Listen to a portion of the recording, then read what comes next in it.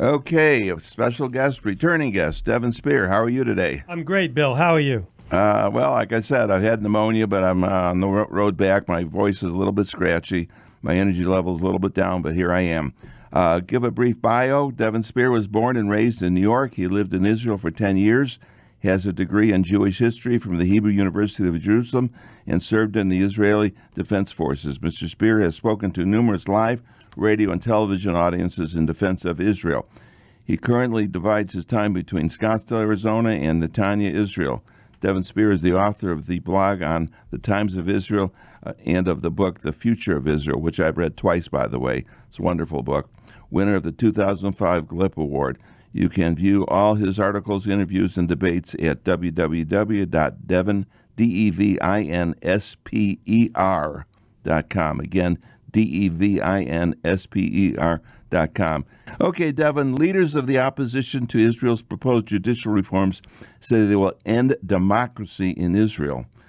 There has been mass protests against the reforms, and prominent Israelis have even urged violence, assassination, and civil war to stop them.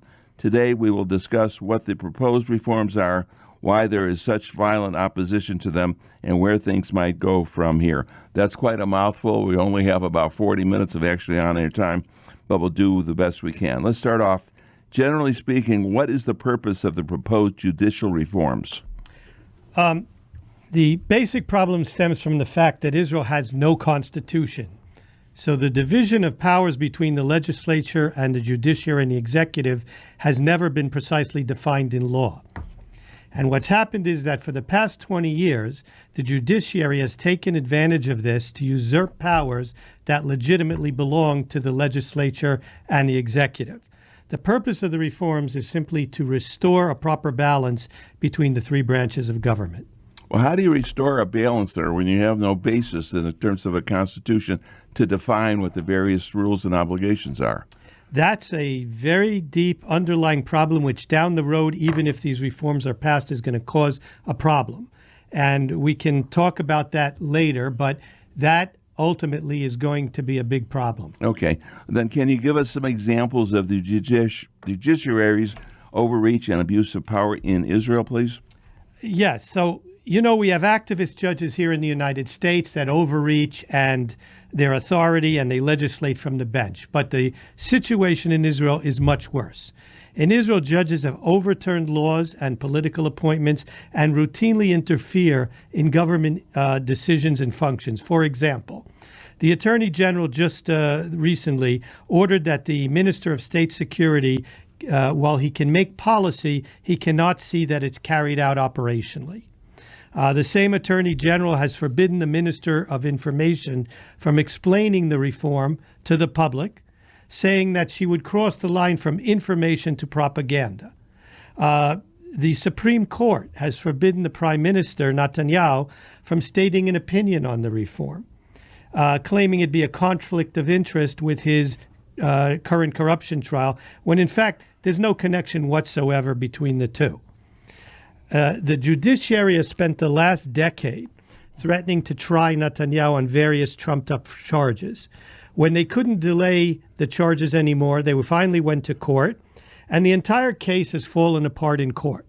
One prosecution witness after another has gotten up in court and not only contradicted, and these are prosecution witnesses, have not only contradicted the prosecution's key assertions, but have stated in court that the prosecution and police have threatened them if they don't perjure themselves and lie about Netanyahu.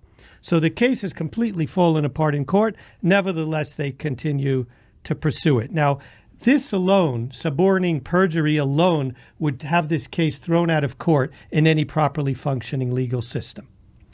Now, those are just some recent examples from the last 2 weeks, but these problems go back 20 years. For example, in 2005, when the government ordered the evacuation of Jews from Gush Katif, the Supreme Court refused to protect their property rights, their human rights, and even their right to protest. On the other hand, the same Supreme Court has overturned legislation passed by the Knesset to crack down on illegal immigration, arguing that the measures were an infringement on the illegal immigrants' rights.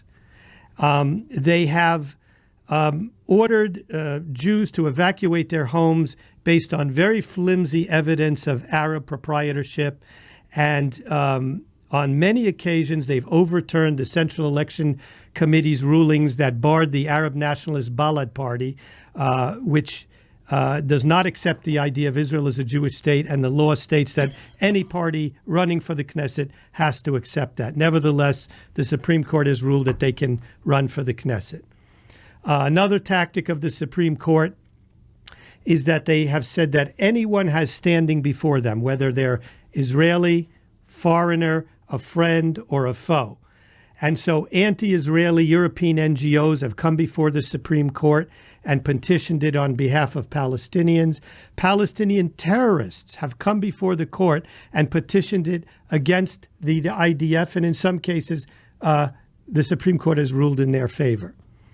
Now, on top of, and again, these are just some examples from what's gone on for 20 years. On top of that, there's a problem of corruption. Since the Supreme Court is a closed group with no accountability to the voters, they've become over time very corrupt. And let me give you an example. Avi Himni is one of the leading opponents of the reforms, and he was until recently chairman of the Israeli Bar Association. A female lawyer recently came forward and said that when she came before Himni to request his recommendation as a judge, his recommendation is required for it to go to the committee. He performed lewd acts in front of her, and he imagined that he could get away with this because of his position of power. And so this is the nature of the court that the government wants to reform. What I don't understand as an attorney, courts generally, and almost exclusively, as far as I know, they rule on cases brought before it, okay? They don't step out and give policy, don't give proclamations, anything like that. They have a case in front of it that's legitimately in front of it, and they get the oral arguments usually, they get the written briefs, and they make a ruling. From what you're saying is they go way beyond that, and they set themselves up as kind of the dictator of Israel. Is that accurate? That's exactly right. That's exactly what they do. They're not being asked, and we'll get into that more, but they're not being asked for a specific legal opinion by the government. They simply commanded the Minister of State Security that he cannot do this, or Netanyahu cannot do that. On what authority, nobody knows. That's just amazing to me. What kind of a country can have a judicial system like that? It's not a judicial system. It's like a informal government, but a government that has ultimate control and can do whatever they want to do. Right. And the government, in seeking to rein it back and putting it back in its proper proportions, is being accused of being anti-democratic. Well, of course, this system is anti-democratic. Of course, the Democratic election elected Netanyahu, and I assume that it was with the understanding that he's going to go through this judicial reform. This has to be part of what he was saying when he was running for election. Yes, they ran on this. This was public. The majority of people voted for it. But there is what you could call Israel's deep state that has run the state for years, and we'll get more into that.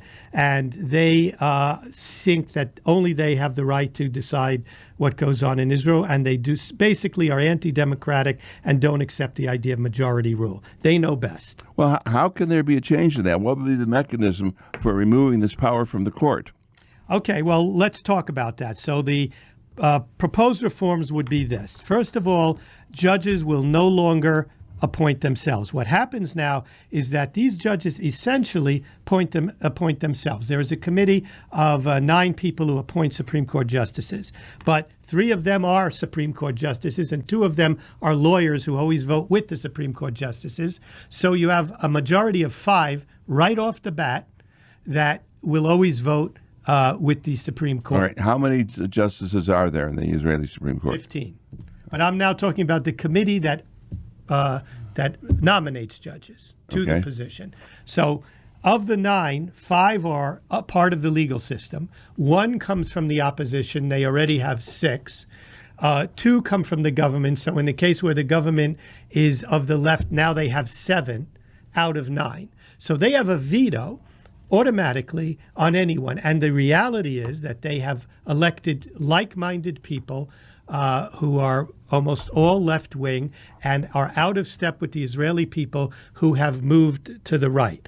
According to the reform, this will change, and judges will no longer elect themselves. Another thing that the judges do is that they have a standard which they call reasonableness, on which basis they simply create laws or commands to the government. Now, every judge uses his own reason in order to interpret laws, but this is a standard of reasonableness independent of anything else, on which basis they simply come up with whatever they want. Now, what's reasonableness is subjective. What's reasonable to you is not necessarily reasonable to me.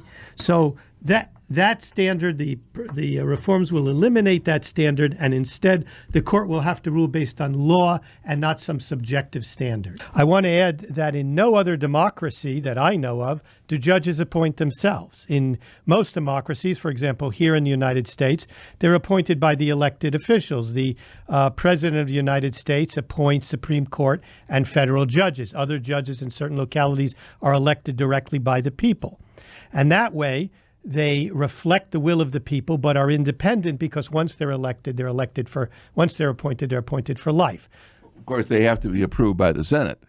Yes, but that too reflects the will of the people, because the Senate is elected. Whereas in Israel, a closed group of judges is appointing itself with no accountability to the people and doesn't reflect their will. And the last thing that the reforms are going to do, I mentioned the judges appointing themselves. I mentioned eliminating this standard of reasonableness. The other big thing is the legal advisors. There are legal advisors embedded in every ministry in Israel who are not anymore advising the government, but openly telling it what to do. So these are unelected advisors who sit in on every cabinet meeting, and they're dictating policy to the elected government. This is also something found in no other democracy. What the proposed reforms are going to do is not eliminate legal advisors, but confirm them in their proper role. When their proper role is that when a question is brought to them by the government, they will give their legal advice. They will not dictate to the government. The final decision remains with the elected officials, with the people's elected representatives. Okay, Devin, the opposition says that the reforms will end Israel's democracy. Is there any truth in this? It seems like the reforms will add to Israel's democracy. I agree. And whether one agrees with the proposed judicial reforms or not, there's nothing in them that threatens Israeli democracy or justifies the opposition's apocalyptic predictions. The judicial reforms do not eliminate free and fair elections. They don't eliminate freedom of speech. They don't eliminate freedom of assembly, freedom of the press, freedom of religion, or any democratic right whatsoever. And nor do the reforms touch on women's rights, which the opposition claims they're going to infringe on. The reforms don't touch on any of these issues, and therefore these are simply false claims. Okay, Devin, the opposition claims that without an independent judiciary, there will be no check upon the government's power, and they will pass anti-democratic laws. First of all, how can you even suggest that it's an independent judiciary the way it is now? Yes, exactly. Whether or not the judges are chosen by one committee or another, once they're chosen, they're independent. For example, Amy Coney Barrett was selected by President Trump, but she's then Supreme Court Justice for life, and in her first vote voted against what Donald Trump wanted. So that's the checks and balance. The check and balance is that the people's elected representatives appoints the judge, but the judge, once elected, is independent and rules for his term or for life. So reining in an out-of-control judiciary, which is what the reforms seek to do, is not the same as eliminating the judiciary. The reforms will stop the judiciary from interfering in the legislative process, but they're not changing anything regarding the judicial process. The judiciary will still have complete control over the judiciary process. Now, as for a future government may be the left. They may be the ones to appoint the judges. But even if this government were to appoint all the judges, which is not going to happen, their terms run out, as they run out, just as in the American Supreme Court. They end up to be an average of what was appointed by different governments over time. But there is nothing that says that this government is aiming to use this to cancel democracy. This is a pure hypothetical, which is baseless and has there's no support for it. Yeah, well, it just seems so strange because it seems like what they're saying is the opposite of what is reality. Very much so. Yes. Okay. Why then have there been such a huge, sometimes violent demonstrations against the reforms? And when I say violent, can you describe what type of violence has occurred? Yes, they have been. Most of them have been peaceful, but there have a lot of times they're blocking roads and highways, preventing people from going about their business, burning stuff on the highways and roads. When police have tried to clear them, they've fought with the police, attacked the police. They've put up barriers, for example, around the home of Prime Minister Netanyahu, who they're always trying to harass, and they've broken through the barriers, attacked the police, attacked the Secret Service. The wife of Prime Minister Netanyahu was at her hairdresser. They surrounded her. She feared for her life, and they actually had to call the Secret Service to rescue her. They're not using guns, though, are they?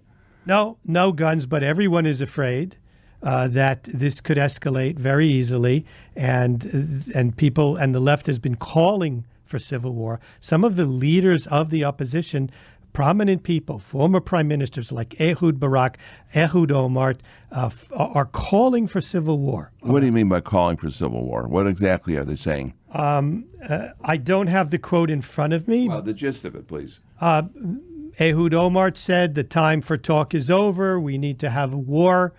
We need to fight this out. The mayor of Tel Aviv, Ron Huldai, got up in front of 90,000 people and called for the assassination of the prime minister of Israel.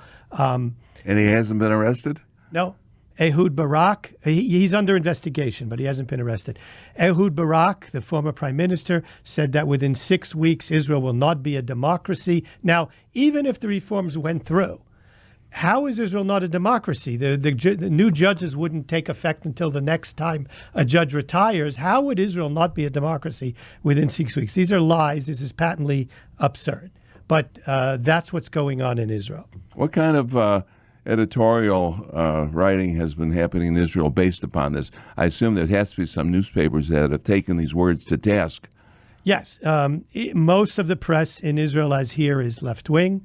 But there is today in Israel a right-wing press. There is one right-wing TV station. There is a lot of social media that's right-wing. So, yes, you can find an alternative point of view in Israel.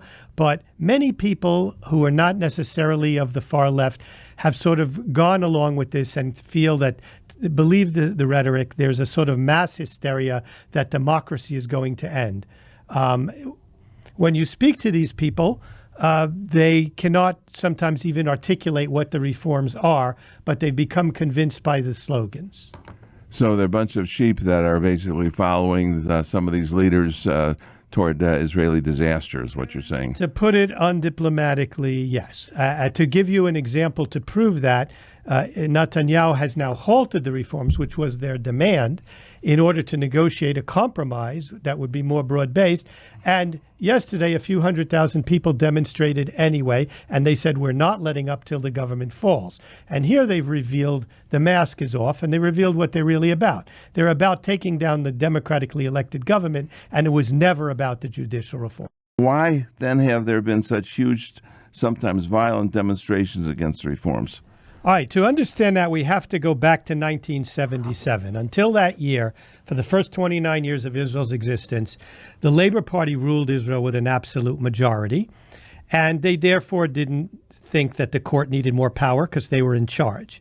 In 1977, for the first time, they lost power to Menachem Begin and his Likud party, and they've won very few elections since then. Today, they're reduced to 4 seats in the parliament. But despite that, they have basically run the country through the judiciary, the academia, the media, and other organs of state, which they have continued to control. So once they lost power, they started to increase the power of the judiciary. They claimed that Begin was a fascist. I was in Israel at the time, remember watching their ads on TV, and they said, you know, if Begin wins, the next day tanks are going to come in to the Knesset and there'll be no more democracy. So they were saying the same thing then that they're saying now. And of course, Begin was a Democrat, and none of that happened. When Netanyahu became head of Likud, they turned their fire on him, and for 20 years have been vilifying him, putting him on this fake trial, demonstrations in front of his house every night by an organization that they call him Crime Minister. And despite that, despite the character assassination for 20 years, despite their best efforts, despite the fake corruption trials, he was just elected again Prime Minister of Israel. And they can't accept this. This is, if you want to relate it to America, imagine that Donald Trump was reelected. After all the impeachments, after all the trials, you know what the left here would do. They would lose it. And that's exactly what's going on in Israel. Okay. Devin, I didn't want to interrupt you, but did I hear you right? You said the media in Israel is an organ of the state? No, it shouldn't say it's an organ of the state. It's a powerful institution in the state. I just wanted to make sure that You're we're right. clear on that. That's a proper correction, yes. Okay. Let me just say that in the first 29 years, it was an organ of the state. Years ago, there was only one channel, and it was a government-run channel. But later on, there became independent channels, and today there are many channels, including a few on the right, although most of them are still on the left. So the opposition is fundamentally an anti-democratic movement. They don't accept the recent election results. What this is really is a temper tantrum by Israel's deep state. They've been running the show, and the judicial reform for the first time threatens their real power. Even though they've lost Knesset election after Knesset election, they're still running the show. This threatens them, and that's why their reaction is so violent. Okay, Devin, rather than debating and seeking compromise in the Knesset, why has the opposition wasted 2.5 months in disruptive street protests demanding that the legislative process be halted? It seems like some kind of a thing out of the Russian history. Okay, that's a very important question. So many of the proposals were put across by the government as a starting point for negotiation, assuming the opposition would have a counter proposal and they would compromise somewhere in the middle. So today the opposition claims that these proposals are very radical, but that's because they refuse to negotiate them and compromise. What they're seeking to do is delay the reforms to freeze them. That was their demand. They succeeded. A week ago, Netanyahu freezed them until the spring break of the Knesset, which started today. For a month, the Knesset will be out of session, and they hope that the government will fall at some point, and they will never be able to pass the reforms. So their goal is to stop the reforms, not negotiate a settlement. Why until last week did the government ignore the demonstrations and plow ahead with the legislation? So that's an important question. The reason is this. The government understands that unless they pass the judicial reforms, all the other important reforms that they were elected to enact will be overruled by the Supreme Court. This includes, there's been a murderous rampage in the Arab community of Arab criminal gangs terrorizing the community, their own community, murders every day, and the Arab community is asking for protections against this. There are criminal Bedouin gang in the Negev that have been terrorizing the Negev. The government, to a large extent, has actually lost control over the Negev. There has been a wave of Palestinian terror in which every day Israelis are being killed. You don't see this on the news here, but every day there are 1 or 2 attacks and murders of Israelis. And most urgently of all is the Iranian nuclear issue, which Netanyahu feels is his mission. None of these things can happen as long as the Supreme Court is in its current form, because past experience shows that they will, using their standard of reasonableness, override any such law. What I don't understand then is why would even the Israeli Supreme Court, which is obviously on the left, why would they be against Israel protecting itself from this terrorism? That's a good question. I can't get into their mindset. I don't understand it. But they have, for example, they want to pass a law now in the Knesset of death penalty for terrorists, which is long overdue in Israel. And the Supreme Court is saying they'll veto it. They want to pass a law that would expel people involved in terror and terror organizations, and the Supreme Court is against it. These are They want to keep the terrorists in Israel so they can keep doing they're it. worried about the rights of the terrorist and not the rights of the victim. And again, you see the parallel to DAs in the United States who are sympathetic to criminals and not to their victims, like DA Bragg in Manhattan and what's his name in L.A. and in San Francisco and so on. It's a worldview that I don't understand, but it is what it is. Okay. Well, why did Prime Minister Netanyahu call a halt to the judicial reform legislation last week? So the government tried to plow ahead, but these demonstrations, although they're based on false premises, did succeed to stir up mass hysteria in Israel. They've had huge, unprecedented demonstrations in Israel, which have interrupted the economy, interrupted society. It got to the point where Army reservists were refusing to serve. The defense minister, Gallant, appealed to the prime minister saying that our military readiness is actually being affected by this. We have to stop the reforms because it's an existential threat. Netanyahu was afraid of this. He was afraid of his government falling, and he was even afraid of civil war. And so Netanyahu declared that he will temporarily, until the spring break ends in a month, the Knesset spring break, he will freeze the reforms, he will negotiate with the opposition, and hope to find common ground and a compromise that the broad consensus of the Israeli people could support. It doesn't sound like the opposition's interested in any type of discussions. Okay, do you think the talks will succeed and a compromise be reached? I very much hope so, but I'm skeptical for two reasons. First of all, the politicians that are negotiating with Prime Minister Netanyahu, Benny Gantz and Yair Lapid, are not the organizers of the demonstrations. They're not the ones calling the shots. They didn't even participate in the demonstrations at the beginning. They simply jumped on the opportunity to discredit Netanyahu and to bring down his government. The actual force behind the demonstrations is, as I said before, Israel's deep state, the judicial, media, academic, and military elites of Israel. Totally anti-democratic, in other words. Yes, and they are totally uninterested in any sort of judicial reform. The majority of the Israeli public wants judicial reform. Even many on the left want judicial reform. But these people, this touches their control of the country and power directly, and they are dead set against it. So the question arises, if after the spring break, Netanyahu comes back and says, well, there was no interlocutors on the other side, so we're going to proceed with the reforms, what would stop them from again causing the havoc that they're causing, the media firestorm, blocking of roads, the reservists refusing to serve, and why would Netanyahu not give in to that then the way he gave into it now? Their stated goal of the leaders of the reform is to stop the reform, not to compromise over it, and to bring down the Netanyahu government. And have another election.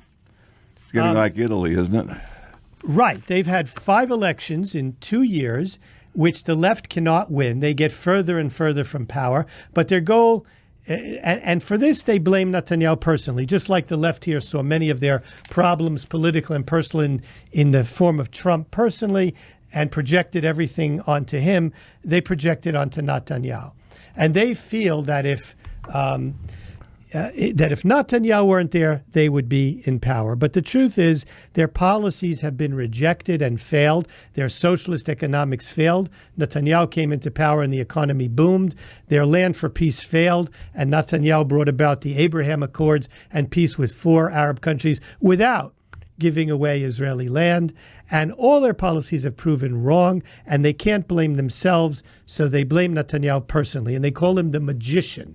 And they say that if Netanyahu wasn't in power, they would be in power. But there's no support for that. The Labor Party was 65 seats in the first Knesset. Today it's 4 seats. Their leftist allies, Meretz, didn't even get over the threshold of 4 seats and aren't even in the Knesset. So electorally, they've been shrinking since 1977, but they won't admit this to themselves. And so they're blaming Netanyahu the way they blamed Begin. And whoever will be in that position, they will blame and vilify and demonize. It seems like Netanyahu, who has been elected, obviously more than once, should use his power to implement what he thinks is important and what is necessary. And now he's put it on hold for a month. Are we going to come back in a month to anything different? Well, that's the point. That first of all, he's the longest-serving prime minister in Israel. He's been reelected again and again, and that's the point. That I am not sure whether or not he'll be able to withstand the pressure in the future. However, perhaps it's a tactic to show he's willing to negotiate, to show the opposition is not serious. However, they're saying he's not serious because he's not willing to accept all their demands. So they're claiming the opposite. And the people who have gone along with the demonstrations till now will probably go along with them in the future. And it's going to be a constitutional crisis because Wait, there's no constitution. I was just about to correct myself. A lack of a constitutional crisis because the Supreme Court, they will pass these reforms, let's say, in the best case scenario. The Supreme Court will rule them null and void. And who do you follow, the Supreme Court or the government? Now, in any properly run state, the army and the police take their orders from the government. But those opposed to the reform will say, hey, the Supreme Court ruled this way, so we're going to not go along with these laws, and you're going to have a crisis. And as I said in the beginning, it all stems from the problem of Israel not having a constitution. However, creating a constitution at this point, with Israel as fractious as it is, I would say is pretty much an impossibility. Well, it's very upsetting to me that these street demonstrations are going to affect anything and control what happens in the future of Israel, including the implementation of these judicial reforms. How the heck can violent street demonstrations have that power? Well, in fairness, not all of them are violent. There are legitimate people who actually believe it's the end of democracy, who are, going in the streets and marching. But they're all obviously organized. They're all marching with the same Israeli flag, which they get from somewhere. They're being bussed in. I don't know who's organizing exactly and where the money is coming from. They're getting support from the Biden administration and Israel's detractors overseas, of course, who are patting them on the back. But to me, it's ironic. They're marching with Israeli flags, claiming they're patriotic Israelis. And on the other hand, they're saying we won't serve in the army. They're saying a lot of these high-tech entrepreneurs are saying we're going to take our money out of Israel. When they say that Israel won't be a democracy, they're playing directly into the hands of Israel's detractors overseas and BDS, and they must know this. So on the one hand, they're tearing down the country while they're marching with Israeli flags. And there's a sort of disconnect here. Okay, I've got an email question from Sam in Brooklyn. We do have a toll-free number if you'd like to call, but we will take your emails also. He wants to know what your prediction is for the future. Could you tell us what you think Israel will be like in 6 months or a year? Oh, that's a really impossible prediction because it could go either way. It's touch and go. And whether it goes either way, Israel will be a very different place. Let me say that if the reforms pass, Israel will be more of a properly run state, more democratic. The people will have more of a voice in the leadership and in the judiciary. The judiciary will reflect more the will of the people. If it doesn't pass, it won't be the end of Israel. Israel didn't have these reforms yesterday. Israel will muddle through. And based on the intelligence and capability and strength of the Israeli people, they'll do okay despite that. But they could just do so much better if these reforms pass.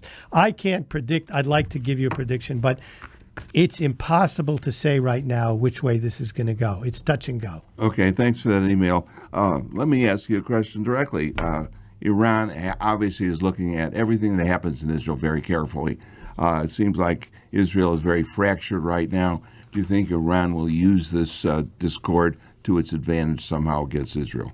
Absolutely. It's known that they and enemies of Israel are very happy about it. They write about it in their newspapers, Hezbollah, and they're very excited about the fact that when the left talks about a civil war in Israel, they certainly see that as an opportunity. But I'll tell you an interesting thing that's happened recently that I would not have expected. There are many voices in the Arab world, not only those countries that have peace treaties with Israel, that are very worried about what's happening in Israel. and this surprised me. They're saying that Israel was the only stable thing in the Middle East, and they're very worried that if Israel becomes unstable, it affects them. They, with all their condemnation of Israel, they somehow see Israel as this sort of island of stability and hope for themselves and a model for what they could become. And the fact that we've become almost as unstable as they are is very worrisome to a lot in the Arab world. Okay, you say a lot of the Arab world. Are you talking mostly about contiguous countries or as far away like he's been as Morocco? Morocco, there have been well-known journalists in Morocco and Egypt and other countries that are openly saying that they're very worried and they hope Israel gets its act together, because if it doesn't, it's bad for the whole of the Middle East. The United States, rather than taking that position, which would be has condemned the reforms, has told Netanyahu that he should walk away with it, and he answered them correctly that Israel is a sovereign state and doesn't take its marching orders from them. And then Biden backed down to some extent. But the left here and the left in Israel are talking from the same sheet. Okay, Devin, I can give you about 2 more minutes. We're about at the end of the show to sum up anything you haven't had a chance to say. Well, I hope I've been clear that what this is really about is not the judicial reforms. In other words, what the violent demonstrations and opposition is about is not the judicial reforms themselves, and that's proven by the fact that after 3 months they refuse to even talk about them. The government is willing to talk and compromise, and they are unwilling to meet with them. They're now meeting at the president's house, but they've said from the start there's not going to be any compromise. Well, who is the leadership of this group? I mean, who is Israel trying to talk to? A very good question. So, as I said, they're talking to the leaders of 2 opposition parties, Benny Gantz and Yair Lapid, but they are not the organizers of these groups. The people who are organizing these groups are the very same people who were in what was called the Just Not Bibi. That is, anyone but Bibi, anyone but Netanyahu, who have been the crime minister people, the people who have been outside his house for 10 years, yelling and screaming every night. The same people who have been trying to bring down Bibi. But with the judicial reforms, they've latched onto this and they've gotten some traction. Whereas before, people were ignoring them. Most people felt Netanyahu was doing a good job. They've gotten some traction because they've scared people into thinking that it's the end of democracy. This is baseless. It's not the end of democracy any way you slice it. And these people are simply carrying out a campaign of fear that's been somewhat successful.